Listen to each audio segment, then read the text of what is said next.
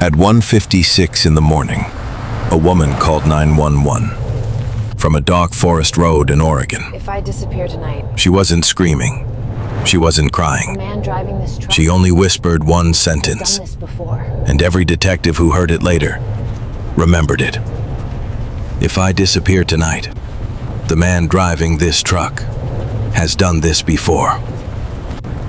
For a moment, there was only rain, water sliding across glass, tires moving over wet asphalt, a turn signal clicking somewhere in the dark. Then, a man's voice, calm, close, almost gentle. Not going to end. You shouldn't say that, Ren. And just like that, a missing persons case became something far worse. Her name was Ren Calloway, 31 years old, insurance fraud investigator, Portland, Oregon. Lived alone, no criminal history, no reason to suddenly vanish. Security footage showed Ren leaving work at 8:14 p.m. She carried 2 case files to her car. One coworker later remembered the final thing she said before leaving. If I'm not here tomorrow, Not here tomorrow. open the Crane file. Open the crane file. At the time, nobody thought much about it. 3 hours later, her car was found outside an abandoned gas station near Alder Creek Road. Engine off, wallet still inside, driver door hanging open slightly. But Ren was gone. No blood, no struggle, no witnesses. At first, police treated it like a standard abduction, until they heard the 911 call. When audio technicians cleaned the recording, they noticed something strange. Ren didn't sound panicked. She sounded focused, controlled, like someone trying to leave evidence behind before time ran out. Detective Elias Mercer listened to the call 3 times. Then he stopped on one small detail: the turn signal. Click, click, click. Every 8 seconds. But the vehicle never turned. Mercer understood immediately. The driver had left it on by habit, the kind of habit built after years behind the wheel. Small detail. But experienced detectives know, small details solve murders. Meanwhile, forensics unlocked Ren's encrypted work folder. The title read, "Not Accidents." Inside were 7 death investigations spanning 13 years. Every victim had officially died in accidents. Car crashes, drownings, vehicles lost on mountain roads during storms. But Ren had found the pattern. Every victim disappeared near isolated Oregon highways. Every victim vanished during bad weather. Every case lost camera coverage minutes before death. And every victim was first discovered by the same roadside responder.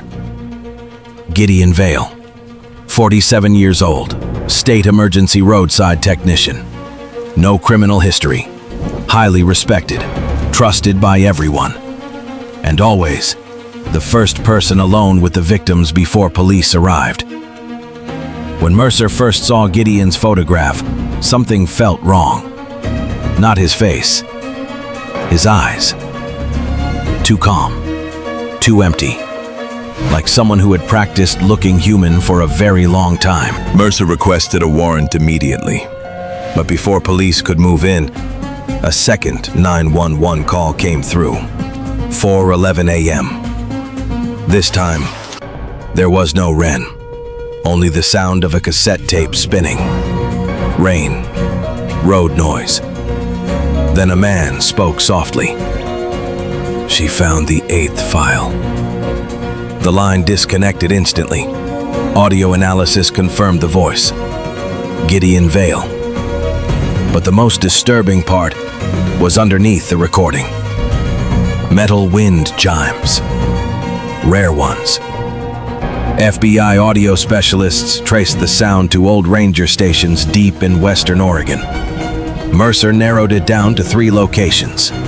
One of them was an abandoned rescue station near Black Ash Lake, a place Gideon had worked years earlier. SWAT entered just before sunrise. Body cam footage showed officers moving through collapsing cabins buried in fog. Flashlights swept across wet wood and broken windows. The forest was so quiet, every breath through the police radios sounded loud. Inside the final cabin, they found Gideon's old rescue vehicle. Too clean. No dust, no debris. Like it had been maintained carefully for years. Behind the vehicle sat a steel door leading underground. When SWAT breached it, they smelled antiseptic immediately. Bandages, medication, disinfectant. It didn't feel like a killer's hideout. It felt like a recovery room. Inside, they found IV bags, medical equipment, sedatives, cassette tapes, and detailed files on missing women. On the wall, 8 photographs, 7 confirmed dead.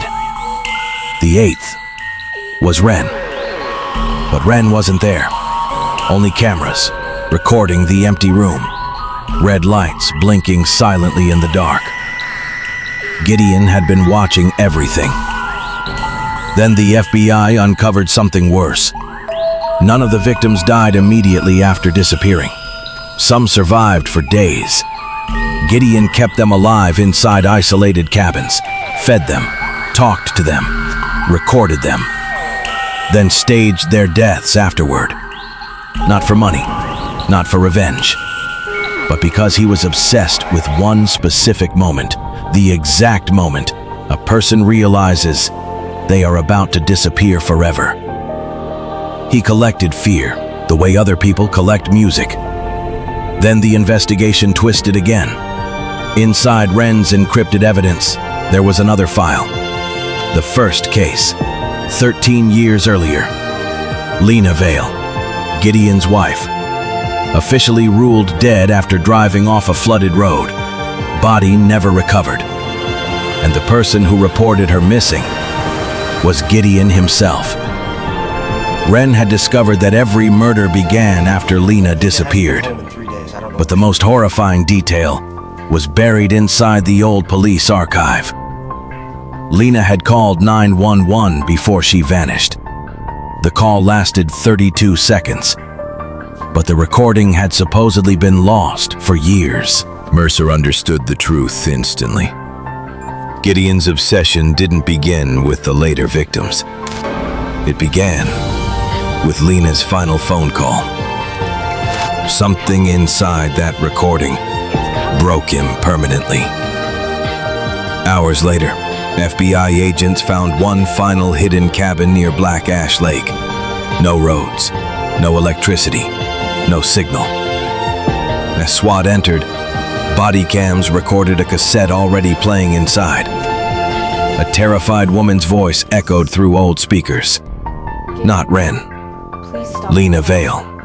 Her 911 call from 13 years earlier. Gideon, please stop the truck. Then Gideon's younger voice answered softly. Please. You promised you'd Just never let me leave me. go. Mercer froze. Because in that moment, he understood everything. Lena had tried to escape him, and Gideon had spent 13 years replaying her final fear, over and over again.